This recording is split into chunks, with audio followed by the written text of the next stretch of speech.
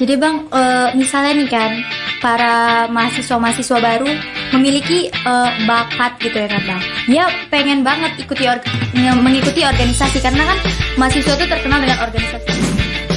Kuliah pulang malam party gitu. Ada lagi mahasiswa yang jenis mahasiswa yang kura-kura.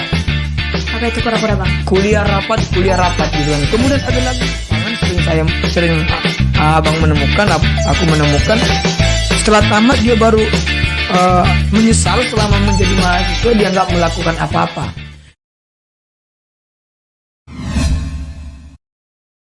Assalamualaikum warahmatullahi wabarakatuh. Balik lagi di Ruang Cakrawala. Perkenalkan, nama saya Syahrani Fadila, biasanya dipanggil Sarah. Di sini kita udah ada teman bincang-bincang kita pada malam kali ini yang biasa saya kenal itu Bang Brimob atau Bang Ibnu Absid. Nah, bisa nih Bang, Abang sedikit perkenalan untuk teman-teman semuanya. Oke, baik.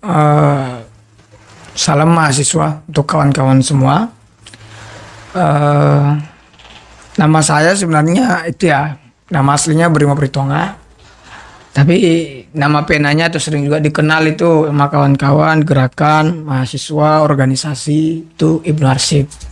Jadi saya kuliah di salah satu universitas di Medan yang dimana kampus memberikan saya ruang yang sangat luar biasa pada masa itu sehingga saya merasakan bagaimana sebuah bermahasiswa itu sih. Nah, saya pendatang, saya jauh dari sebuah desa, datang ke Medan, berkuliah. Awalnya ingin berkuliah saja, tapi ternyata tidak cukup dengan kuliah. Mungkin itu saja perkenalan. Kalau bila ada yang ingin lebih jauh mengenali saya, mungkin bisa ketemu atau bertemu di diskusi-diskusi nanti. Itu aja ya. Ya. Tentang mahasiswa. Di mana mahasiswa memiliki kendala-kendala atau masalah-masalah yang disengaja ataupun tidak. Jadi di video kali ini kita akan berbincang-bincang melalui teman ngobrol kita kali ini seputar dunia perkuliahan. Gitu. Hidup mahasiswa, hidup. Nah, menurut Abang apa sih itu mahasiswa? Ya, sebenarnya kan satu kata status ini ya, mahasiswa ini mungkin banyak orang yang mengartikannya hanya sekedar status sosial atau status masyarakat. Tapi pada hakikatnya mahasiswa itu kan sebenarnya bukan sekedar pelajar ya, sebagaimana yang disebutkan di dalam Undang-Undang Perguruan Tinggi itu. Mahasiswa itu memiliki makna yang sangat luas dan sangat dalam, sehingga kata mahasiswa ini bukan hanya kepada statusnya, tapi kepada perannya. Kan kita ketahui di SD itu, di SMP, di SMA itu ada yang namanya anak-anak, ada yang namanya murid-murid, kemudian di SMA ada yang disebut dengan siswa-siswi, dan di saat di kuliah kita itu mendapat gelar itu mahasiswa.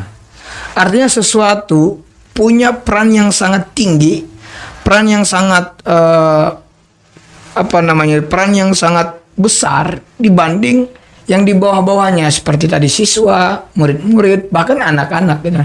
Jadi kalau mahasiswa itu bukan sekedar aku udah mahasiswa gitu. Tapi apa dan bagaimana dan seperti apa itu mahasiswa. Nah, dia harus memahami, mengerti begitu kira-kira. Kalau saya menganggap mahasiswa itu adalah seseorang yang memiliki peran dan tanggung jawab dalam dunia keilmuan dan juga dalam dunia sosial gitu, bukan hanya untuk dirinya sendiri. Itu sih kalau saya mungkin begitulah yang saya pahami terkait masalah mahasiswa gitu loh. Apa Sarah gitu kan, itulah. Nah, terus ya kan Bang, banyak yang bertanya-tanya nih, dunia perkuliahan itu seperti apa sih gitu kan. Jadi menurut Abang, dunia sekolah yang masa-masa dulu tuh sama dunia perkuliahan itu apa sih bedanya?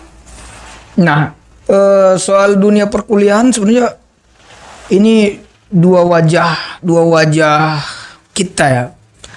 Selain dia belajar di dalam ruang kelas, dunia perkuliahan itu juga membangun mentalitas kita, membangun intelektual kita, membangun kekritisan kita, Karena kalau hanya sekedar belajar tok di dalam ruang kelas, apa bedanya kita dengan pelajar?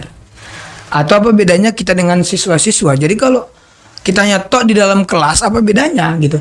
Sehingga kenapa mahasiswa itu memiliki banyak peran. Misalnya selain dia belajar di kampus, dia juga belajar bagaimana untuk meningkatkan intelektualitas, mentalitas, dan juga bagaimana dia membangun sebuah relasi atau jaringan. Nah, nanti teman-teman akan temui bagaimana orang diikat dalam sebuah jaringan sewaktu mereka bermahasiswa. Mereka satu organisasi, mereka satu kampus, sehingga terkoneksi itu menjadi ikatan yang sangat luar biasa. Jadi dunia kuliah itu juga bagian dari dunia pergerakan. Nah, kalau teman-teman atau Sarah baca sejarah pergerakan pemuda di Indonesia ini, yang memerdekakan Indonesia ini adalah salah satu dari kelompok mahasiswa, dari kelompok pemuda yang bukannya sekedar belajar, tapi mereka memiliki tanggung jawab yang sangat besar kepada masyarakat, tanggung jawab besar kepada dunia keilmuan. Jadi dua wajah itu adalah dunia keilmuan dan juga dunia kemasyarakatan atau sosial gitu kan. Itu dia. Kalau Soekarno bilang adalah penyambung lidah rakyat. Ada yang bilang begitu. Nah, begitulah kira-kira terkait masalah dunia kampus sedikit banyaknya ya gitu. Nah, tadi Sarah dengar nih Abang ada menyenggol peran mahasiswa. Nah, Abang bisa jelasin nggak ke teman-teman semuanya, apa sih peran dan fungsi dari mahasiswa itu sendiri gitu, Bang? Ya, secara singkatnya saja ya, dari kita menarik dari sebuah histori atau dari sejarah pergerakan mahasiswa dari dahulu kala di Indonesia dengan kita di sampai hari ini di masa kita sekarang, itu tentu memiliki perbedaan dan juga ada kesamaan. Nah, jangan kita bayangkan mahasiswa di Indonesia ini seperti mahasiswa di Eropa, mahasiswa di Timur Tengah, mahasiswa tempat lain, bukan. Jangan disamakan, karena akar sejarah pergerakan mahasiswa, akar sejarah mahasiswa itu sangat luar biasa. Misalnya kita contohkan 1908 saat mahasiswa yang berkumpul dalam perkumpulan Budi Utomo melakukan pergerakan dalam dunia pendidikan dan kesehatan. Kemudian ada namanya lagi Pemuda 1928 yang notabene-nya adalah mahasiswa. Gerakan 1928 itu melahirkan yang namanya Sumpah Pemuda. Yang melahirkan yang namanya menyatukan semua mahasiswa dari daerah atau pemuda-pemuda dari daerah. Kemudian ada lagi tahun 1945 mendesak Soekarno supaya memerdekakan, memproklamirkan kemerdekaan Indonesia. Jadi ada peran mahasiswa pada masa itu dalam hal kemerdekaan. Kemudian di tahun 66 setelah kemerdekaan kita melihat bagaimana keadaan kacaunya negara kita ini. Nah, angkatan 66 sering dikenal dengan angkatan 66 itu gerakan-gerakan mahasiswa itu sangat luar biasa. Mereka berhasil untuk menjatuhkan kekuasaan atau merubah keadaan negara Indonesia. Dan yang terakhir singkatnya itu kita melihat gerakan mahasiswa itu tahun 98. Gerakan mahasiswa tahun 98 bagaimana mahasiswa itu memiliki peran untuk mengontrol pemerintah. Artinya mereka pada masa itu betul-betul menyuarakan aspirasi masyarakat, keadaan masyarakat, ekonomi negara, ekonomi rakyat. Pada masa itu berhasil menjatuhkan pemerintahan Orde Baru, itu Soeharto. Nah, artinya kalau kita tarik dari seluruh apa yang dilakukan oleh generasi-generasi mahasiswa yang dari 08 sampai 98, mungkin sampai sekarang, itulah peran mahasiswa itu dia agen perubahan. Agen perubahan kan. Kemudian dia juga menjadi agen kontrol sosial, kontrol kekuasaan, kontrol pemerintahan gitu kan. Kemudian bukan hanya itu, dia menjadi iron stock juga. Iron stock itu seperti misalnya dia menjadi sebuah cadangan generasi yang akan datang. Jadi hari ini mungkin kita masih muda, kita serius belajar, kita serius meningkatkan intelektualitas keilmuan, kita serius meningkatkan mentalitas kita, maka generasi pemimpin ke depan, generasi masyarakat ke depan adalah kita. Kita akan bergerak ke sana, sehingga kita membutuhkan namanya peningkatan kualitas diri. Itu harus kita pahami. Nah, perannya lagi yaitu penyampai aspirasi-aspirasi masyarakat. Apakah baik itu lewat tulisan, apakah itu baik gerakan nyata di masyarakat. Nah, ini yang sekarang yang sangat menurun. Mahasiswa banyak yang tidak memahami apa peran fungsinya sebagai mahasiswa. Ini yang membuat dia menganggap dirinya hanya sekedar pelajar, kuliah pulang. Misalnya kayak gini lah, Sarah tahu nggak, di kampus itu banyak hewan-hewan mahasiswa dalam tanda kutip, ya nggak? Pernah nggak dengar istilah ada jenis-jenisnya ya kan? Iya, Misalnya ada mahasiswa kupu-kupu, Iya. kuliah pulang. Ada setelah itu kupu-kupu mati gitu. Kuliah pulang, malam party gitu. Ada lagi mahasiswa yang jenis mahasiswa yang kura-kura. Apa itu kura-kura, Bang? Kuliah rapat gitu kan. Kemudian ada lagi jenis mahasiswa itu yang kura-kura mati gitu ya. Kuliah rapat, malam party ya. Ini biasanya anak organisasi gitu ya. Kemudian ada lagi mahasiswa yang kunang-kunang. Ya kan, jenis variannya kunang-kunang, mahasiswa kunang-kunang, kuliah nangkring. Jadi habis kuliah nangkring, nongkrong, main game ya kan, Iya. main Mobile Legend atau main slot, skater gitu kan. Nah, yang perempuan mungkin lain lagi gitu. Nah, banyak lagi juga. Baru ada mahasiswa yang apatis. Ada mahasiswa aktivis. Nah, di mahasiswa aktivis inilah sebuah perubahan itu ada. Di mahasiswa aktivis yang luar biasa inilah artinya baru yang dikatakan sebenarnya mahasiswa itu. Karena sekedar kuliah saja itu sama dengan seperti di SMA. Saya nggak tahu ya apakah ada sebuah penyesalan bagi orang yang kuliah saja sehingga di akhir dia kuliah kemudian dia tamat dia baru menyesal mau balik lagi jadi mahasiswa. Nggak bisa, saya nggak tahu itu apakah ada, tapi di lapangan sering abang menemukan, aku menemukan setelah tamat dia baru menyesal selama menjadi mahasiswa dia nggak melakukan apa-apa, dia nggak melatih dirinya tentang sesuatu yang ingin dia lakukan, bahkan intelektualitasnya sangat rendah. Bahkan abang menemukan itu ada yang udah tamat balik lagi dia seperti ingin bermahasiswa, tapi sudah terlambat. Itu yang sering terjadi. Jangan disia-siakan. Ya jangan disia-siakan. Masa bermahasiswa itu masa beraktivis, ya kan, tanpa meninggalkan yang namanya belajar.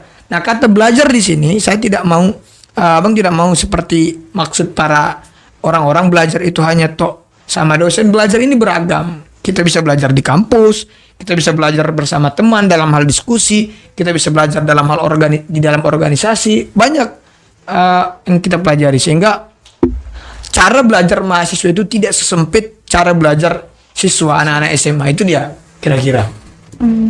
Jadi Bang, misalnya nih kan para mahasiswa baru memiliki bakat gitu ya kan Bang. Dia pengen banget mengikuti organisasi karena kan mahasiswa itu terkenal dengan organisasinya yang banyak banget gitu kan Bang. Abang ada nggak sih tips biar mahasiswa itu bisa memilih lah yang organisasi yang cocok untuk dirinya sendiri gitu?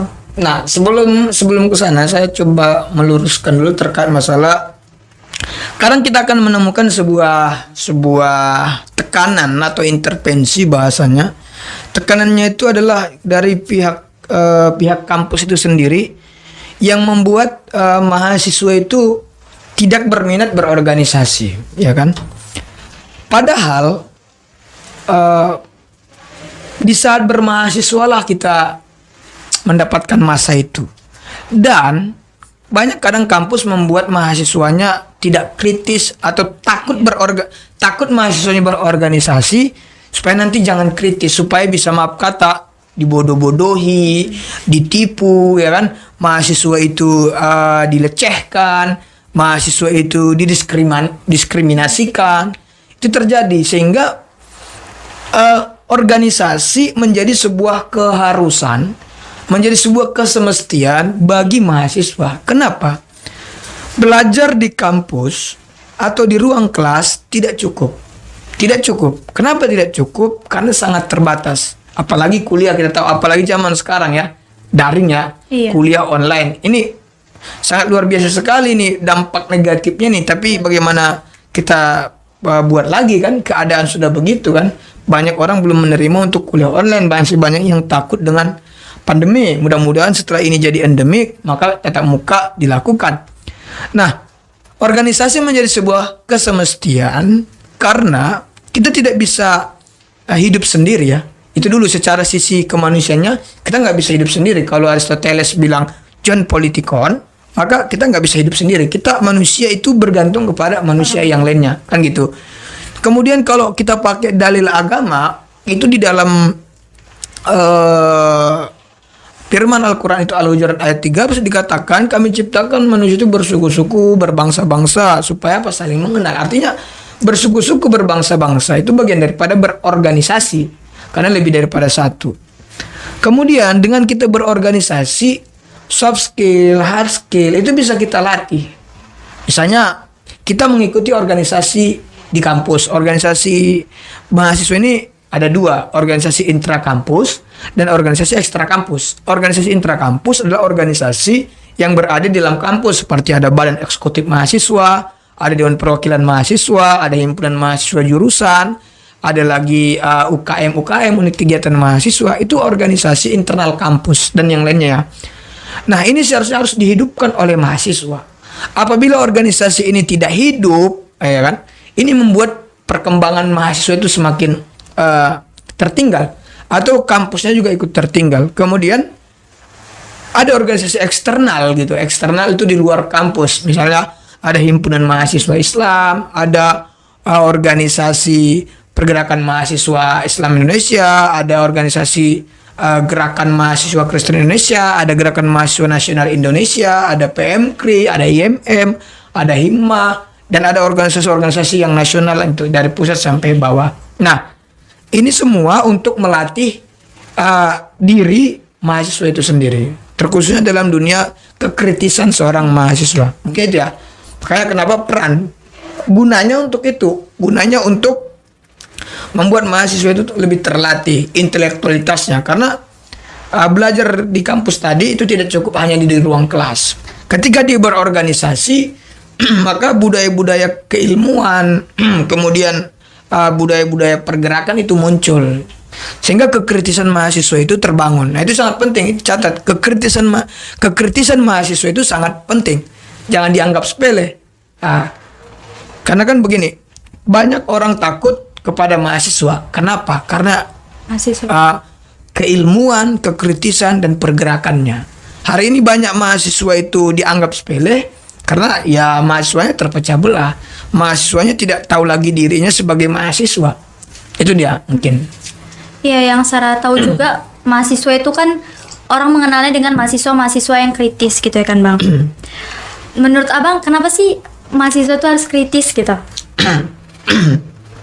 Ya, mahasiswa itu dia harus kritis ya. Nanti sebelum saya sampaikan bagaimana menjadi seorang yang kritis. Bagaimana mahasiswa itu kritis? Mengapa perlu mahasiswa itu kritis? Karena begini, di kampus itu, ini di kampus dulu, kita memiliki hak, kita memiliki kewajiban. Mahasiswa itu memiliki hak. Nah, apabila hak mahasiswa tanpa menyampingkan kewajiban, apabila hak mahasiswa tidak terpenuhi, maka kalau mahasiswa yang tidak kritis, maka haknya akan didiskriminasi ya. Haknya akan dalam tanda kutip diperkosa oleh pihak-pihak kampus. Sehingga kekritisan mahasiswa itu sangat penting. Kemudian di dalam dunia keilmuan, sikap yang paling utama dilakukan adalah sikap kritisisme. Supaya dia tidak langsung menerima apa adanya, tidak secara taklid, tidak secara buta. Apapun yang datang, apapun yang dipelajari, dia harus uraikan, dia harus kaji lagi, dia harus pertanyakan mengapa begini, kenapa harus begini, apa ini, apa itu, sehingga memunculkan banyak kekritisan, sehingga itu adalah cara dia untuk mendapatkan banyak pengetahuan. Nah, di kampus kekritisannya itu perlu untuk dibangun, karena supaya haknya tidak tidak tanda kutip tadi diperkosa oleh orang kampus, kemudian tidak gampang ditipu. Karena kan kita sering mendapatkan hari ini mahasiswa yang sering ditipu, mahasiswa yang dilecehkan, dalam arti kata pelecehan seksual lah, ditakut-takuti dosen lah, kemudian haknya tidak terpenuhi orang kampus lah. Misalnya saya mau menjelaskan di kampus itu kan ada istilah KB3. Kalau kami dulu waktu masih sering-seringnya melakukan aksi-aksi kemahasiswaan di kampus itu kita sering menuntut KB3. KB3 itu apa? Di kampus itu wajib ada KB3 bagi mahasiswa. Itu hak. Yaitulah KB3 itulah kebebasan berekspresi, kebebasan berpendapat, dan kebebasan berorganisasi. Nah, kita harus dibebaskan untuk berorganisasi, kampus tidak boleh menghalang-halanginya. Kemudian kita harus dibebaskan berpendapat, walaupun itu masih dalam berpendapat, kita harus dibebaskan apa pendapat mahasiswa. Jangan dianggap buruk, jangan dianggap pendapat dosen, pendapat orang kampus atau orang birokrasi itu pendapat dewa. Mahasiswa itu harus diberikan kebebasan untuk berpendapat. Nah, ketika tidak diberikan kebebasan berpendapat, ini salah satu usaha birokrasi kampus untuk mematikan kekritisan mahasiswa. Maka mahasiswa harus memperjuangkan kebebasan berpendapat. Satu lagi kebebasan berekspresi. Kebebasan berekspresi maksudnya adalah kebebasan apabila ada mahasiswa memiliki minat bakat, dia menunjukkannya di kampus, ini nggak boleh dihalang-halangi. Misalnya ada mahasiswa memiliki dalam tanda positif memiliki minat bakat dalam hal tari, dalam hal minat bakatnya olahraga, dalam hal minat bakatnya dalam seni kreativitas gitu kan, atau bisnis. Ini harus sebenarnya disupport oleh kampus. Itu kalau memang kampusnya pro kepada KB3 tadi, kebebasan kepada mahasiswa tadi. Nah, kemudian bagaimana membangun kritisisme mahasiswa? Untuk membangun kritisisme mahasiswa itu adalah mahasiswa itu harus memiliki dan harus luas wawasannya. Baik tentang perguruan tinggi, baik tentang peraturan pemerintah terkait masalah mahasiswa, baik tentang kalau misalnya di kampus itu dia harus memiliki banyak pengetahuan, kemudian juga dia harus diberikan kebebasan berpikir. Nah, bagaimana lagi membangun kebebasan kekritisan mahasiswa itu? Dia memunculkan jiwa solidaritas, ya kan? Dia memunculkan jiwa kepedulian sesama mahasiswa. Jadi kalau ada mahasiswa yang bermasalah, maka ini nggak boleh didiamkan. Maksudnya bermasalah ini, katakanlah itu kena diskriminasi atau kena tipu oleh sebuah sistem atau sebuah perilaku dosen, maka harus ada muncul untuk membela mahasiswa ini, gitu kan? Itu baru dikatakan solidaritas. Kemudian bagaimana mahasiswa ini mati? Kritisisme mahasiswa ini mati. Ini karena kedangkalan pengetahuan mahasiswa. Dia hanya menganggap kuliah sekedar kuliah. Dia yang penting kuliah, habis kuliah tamat dah. Kalau begini terus, maka ke masyarakat pun dia akan begitu. Dia akan menjadi generasi masyarakat yang tidak kritis. Pada saat menjadi masyarakat biasa, dia hanya ngikut-ngikut aja. Susah, dia nggak tahu mau ngapain, segala macam. Nah itu dia. Kemudian bagaimana mahasiswa ini kritisnya dimatikan? Misalnya itu karena ada jiwa apatis. Tidak mau tahu, dia nggak mau tahu aja. Bodoh amat. Nah, bodoh amat. Dan kemudian pada suatu hari dia mengalami kejadian yang sama, dia pun bingung, dia mau buat apa, nggak bisa. Dia mau melakukan gerakan, dia nggak ada kawan gitu. Maka kita nggak bisa menjadi mahasiswa yang apatis. Tapi ada juga mahasiswa yang pragmatis. Ini berdasarkan sisi keuntungan saja. Itu dia mahasiswa kritis itu. Iya, terima kasih kepada Bang Brimob untuk mengisi podcast kita pada malam ini untuk berbincang-bincang. Terima kasih Sama-sama. sudah meluangkan waktunya gitu ya kan. Sama-sama. Oke, pesan dari saya, terima kasih kepada teman-teman yang sudah menonton video ini. Saya harap sedikit banyaknya bisa mendapatkan informasi ataupun inspirasi untuk teman-teman semuanya. Sekian dari podcast Ruang Cakrawala. Assalamualaikum warahmatullahi wabarakatuh. Waalaikumsalam warahmatullahi wabarakatuh.